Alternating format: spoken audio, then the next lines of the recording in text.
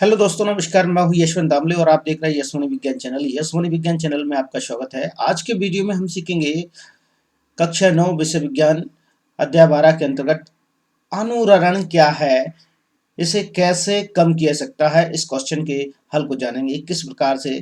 चलिए हम देखते हैं छोटे से इंट्रो के साथ।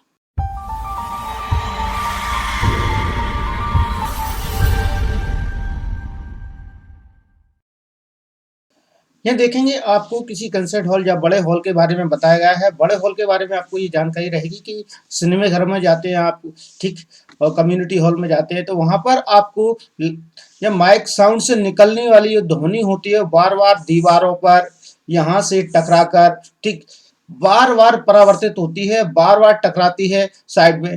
तो ये बार बार टकराना, परावर्तित होना, यहाँ से ये रिफ्लेक्शन, बार बार टकराना, तो ये टकराना और बार बार परावर्तित होने के कारण ध्वनि एक स्थान पर लगातार बनी रहती है। और बनी रहने के कारण, बार बार टकराने के कारण में होता यह है कि ध्वनि की जो मूल शब्द, मूल ध्वनि है वह परिवर्तित हो जाती है और वह धीरे धीरे बिल्कुल ही कम सुनाई देने लगती है और वास्तव में ध्वनि भ्रामक हो जाती है, अर्थात वह समझने लायक नहीं रहती है और इस कंडीशन में लोगों को सुनाई नहीं दे पाएगा। तो उससे बचने के लिए क्या किया जाएगा? तो यहाँ पर ये कंडीशन तो मैं ये आपको बता रहा हूँ कि बार बार ध्वनि का परावर्तित होना और उसी में बना रहना और वास्तव में ध्वनि के रूप में परिवर्तन आ जाना, तो यह घटना तो कहलाती है अनुरणन, जिसे हम कहते हैं, ठीक। यह घटना कहलाएगी अनुरणन, ठीक। तो इसे हम कहेंगे बार बार ध्वनि का किसी हॉल में टकराना अर्थात परिवर्तित होना, परिवर्तित होकर ध्वनि के मूल ध्वनि में परिवर्तित, मूल ध्वनि के मान में परिवर्तित हो जाना, अर्थात मूल ध्वनि का जो स्वरूप होता है वो बिल्कुल बदल जाता है, एक्सचेंज हो जाता है, बदल जाता है, भ्रामक हो जाती है, निर्बंध हो जाती है, ध्वनि धीरे धीरे सुनाई देना कम करती। तो इस कंडीशन को या इस स्थिति को कहा जाता है अनुरणन, ठीक ना। तो यहाँ पर आपको ये देखने को मिल रहा है। तो यहाँ आप कह सकते हैं कि ध्वनि का बार बार परावर्तित होना और उसके मूल रूप में नहीं रहकर बल्कि उसके स्वरूप का बदल जाना ही अनुरणन कहलाता है और जिसे हम यहाँ कम्युनिटी हॉल में देख सकते हैं। इस प्रकार से यहाँ पर जब थिएटर में आप बैठे होते हैं, ध्वनि बार बार परावर्तित होकर सुनाई दे, तो उसे कम कैसे किया जाता है? अनुरणन को कम करने के तरीके क्या होते हैं? उनकी छत को खुरदरा बनाया जाता है, उनकी दीवार पर, वॉल पर पर्दे लगाए जाते हैं। तो ये सारी कंडीशंस वहां पर मौजूद होती हैं।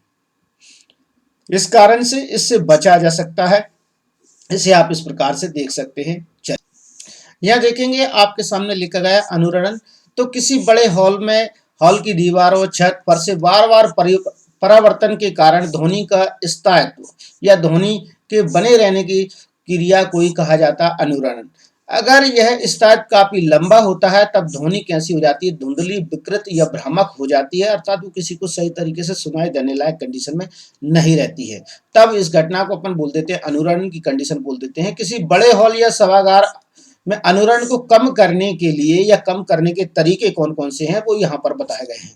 नंबर 1, सभा भवन की छत या दीवारें संपीड़ित फाइबर बोर्ड से बने पैनल ध्वनि का अवशोषण करने के लिए लगाई जाती हैं। मतलब वो फाइबर की दीवारें लगाई जाती हैं छत पर, वो वास्तव में ध्वनि को अवशोषित करने के लिए लगाई जाती हैं। खिड़की दरवाजों पर भारी पर्दे लगाए जाते हैं ताकि वो ध्वनि को अवशोषित कर सके, ताकि परावर्तन बार बार ना हो, ठीक है ना। इसके बाद देख रहे हैं फर्श पर कालीन बिछाए जाते हैं। फर्श से यदि ध्वनि परावर्तित हो रही तो फर्श पर से भी वो क्या हो जाए, अवशोषित हो जाए। सीट ध्वनि अवशोषक गुण रखने वाले पदार्थ की बनाई जाती है। मतलब जो सीट होती हैं, जो व्यक्ति जिन पर बैठता है थिएटर में भी या कम्युनिटी हॉल में, वो सीट भी वास्तव में होती हैं, तो वहां पर वो ध्वनि को एब्जॉर्ब कर लेती है, अवशोषित कर लेती हैं, जिसके कारण वो परावर्तन को रोकती हैं। तो ये आज का क्वेश्चन जो आपके सामने रखा है मैंने, बहुत ही सिंपल से क्वेश्चन है और परीक्षा की दृष्टि से बहुत ही महत्वपूर्ण है, तो आप इसे तैयार कीजिएगा।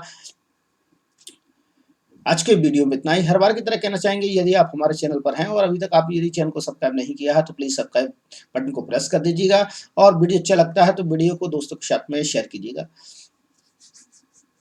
वीडियो पर बने रहने के लिए, देखने के लिए धन्यवाद।